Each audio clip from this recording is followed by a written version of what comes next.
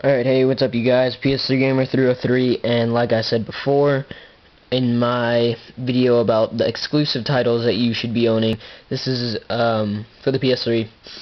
This is a video about the multi-platform games that I think you should be buying. It was kind of hard to pick. I was going through all my games, seeing which ones, and I only picked 3. So not like in my last video about the exclusive titles that you should be owning, I picked 4. So in this multi-platform one, I only picked 3. This list does not include Skate 2. I really like that game, but it's not in this one because that game's really not for everyone that owns a PS3 or 360. And I was also maybe a little bit between Assassin's Creed because I enjoyed that game a lot, but I don't know, a lot of other people didn't. So yeah, I don't know, I guess you could say Assassin's Creed for me, but I guess not for everyone else. And then also one more, Rainbow Six Vegas 2. So those 3 games would have to earn like honorable mention for me if you know anything about that. Honorable mention, Skate 2, Rainbow Six Vegas 2, and the other one I mentioned, Assassin's Creed, sorry. So yeah, the first one is Call of Duty World at War.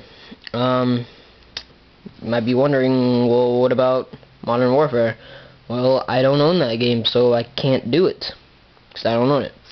So yeah, Call of Duty World at War, they finally got World War II right. So, no, I think nobody should ever do it again. I think we should totally stop World War II games. This is like the perfect World War II game. Seriously, I think they got it down. I'm actually studying world history right now in school, and we're studying World War II, and so we're mostly focusing on the warfare, and that's pretty cool because I'm actually interested in it, and it's very, very historically accurate. Like everything, all the weapons that they used, very accurate, so they finally got everything, it was right. I mean, you may say that the tanks are like impossible to stop, but they were. So yeah, it's like so real to World War II, and you could just know that. I mean, so many things are going on in this game. It's pretty crazy. Kind of like I said for Killzone 2, like grenades are flying everywhere. Just gunfights are crazy.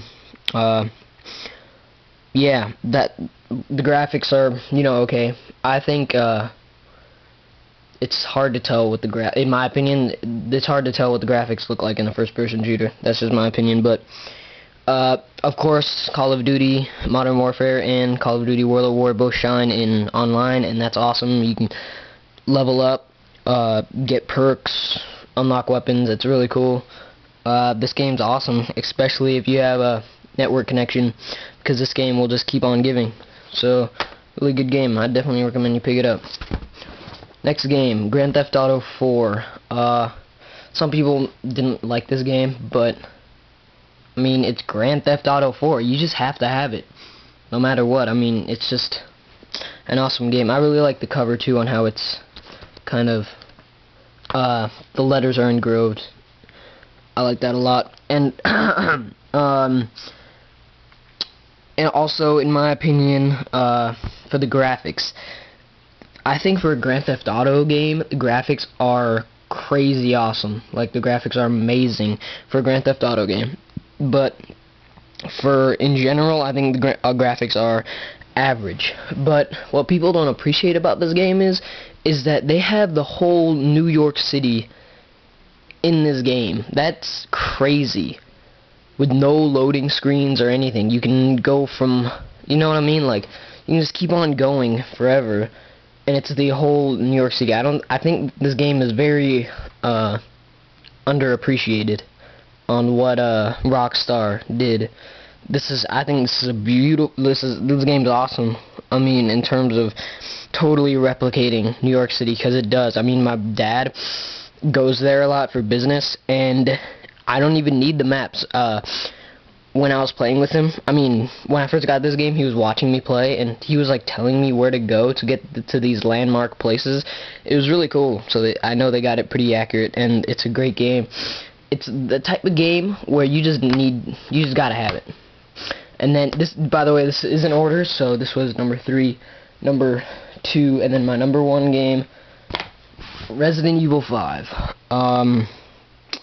I just got this game like 2 weeks ago.